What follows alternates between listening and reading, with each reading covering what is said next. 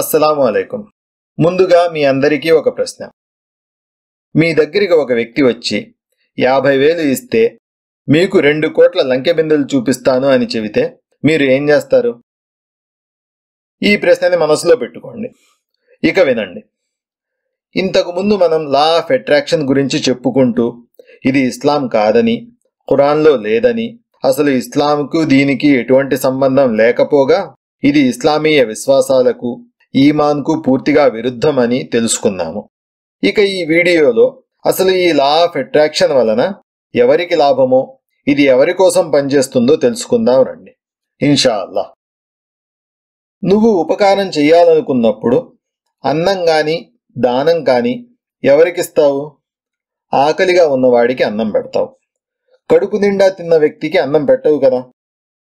అలాగే నువ్వు సమాజానికి మేలు చేసి జనాలను అప్పుల్లోంచి, పేదరికం నుంచి సౌభాగ్యం వైపుకు తీసుకువెళ్లాలంటే ముందుగా ఎవరికి మేలు చేస్తావు? నిరుపేదలకు. అంటే ఈ మాస్టర్ సోషల్ వర్కర్స్ ముందుగా ఎవరికి ఈ లా ఆఫ్ అట్రాక్షన్ నేర్పించాలి?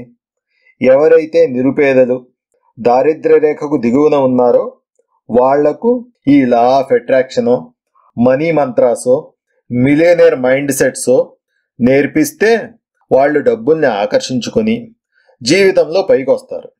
అప్పుడు సమాజానికి కూడా ఎంతో మేలు జరిగింది.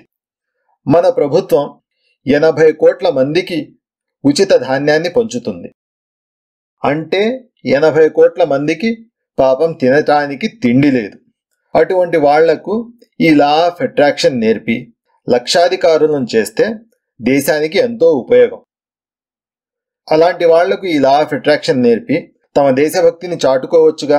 కేవలం ఏసీ రూముల్లో స్టేజులెక్కి నినాదాలు చేస్తే ఏం లాభం? ఇలా పేదల కోసం ఖర్చు చేస్తున్న ఆ డబ్బుని ప్రభుత్వం వేరే వాటికి, అంటే హాస్పిటల్స్కో, ఈ లా ఆఫ్ అట్రాక్షన్లో హాస్పిటల్స్ అక్కర్లేదు, నేను ఆరోగ్యంగా ఉన్నాను అని రోజుకు 4 సార్లు చెప్పుకుంటే ఆరోగ్యం వచ్చేసిద్ది. ఓ పెద్ద మనిషి అతనికి స్టేజ్ 4 క్యాన్సర్ వస్తే ఈ లా ఆఫ్ అట్రాక్షన్ ద్వారా పూర్తిగా తగ్గించుకున్నానని పబ్లిక్గా స్టేజ్ ఎక్కి చెప్పాడు. మరి అతను మాటలు విని ఎవరన్నా వైద్యం చేయించుకోకుండా తమ ఆరోగ్యాన్ని, చివరకు తమ ప్రాణాలను కూడా కోల్పోతే ఎవరు బాధ్యత వహిస్తారు?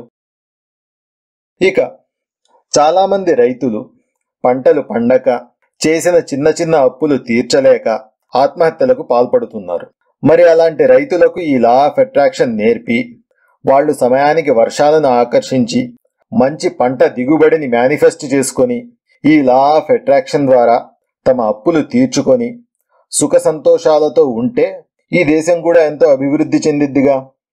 మరి ఈ లా ఆఫ్ అట్రాక్షన్ బోధించే మాస్టర్ మ్యానిపులేటర్స్, కొత్త కొత్త గురువులు ఇలాంటి వాళ్లకు నేర్పించవచ్చుగా. నేర్పించరు. ఎందుకంటే ఈ పేదవాళ్ళు, బీద రైతులు ఫీజులు ఇవ్వలేరు. కేవలం 10 రోజుల కోసం, అది రోజుకు 2 గంటలే, 5,555 రూపాయలు ఫీజు తీసుకుంటూ ఇంకొకతను 4,444 రూపాయలు తీసుకుంటాడంట ఫీజు. చూసారా?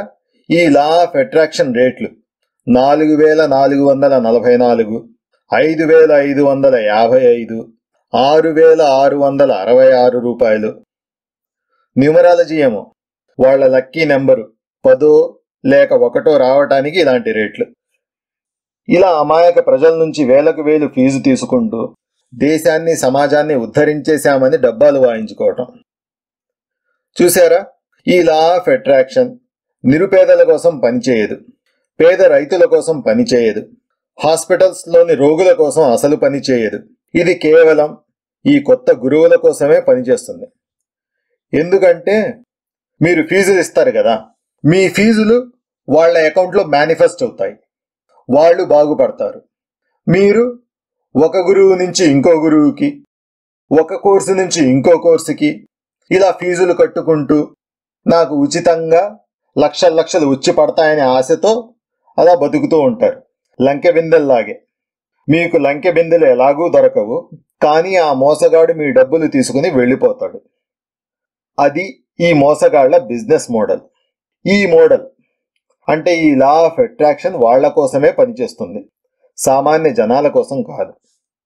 జాగ్రత్త, ఇలాంటి వాటికి దూరంగా ఉండండి. మళ్ళీ కలుద్దాం ఇన్షా అల్లా. అస్సలాము అలైకుం.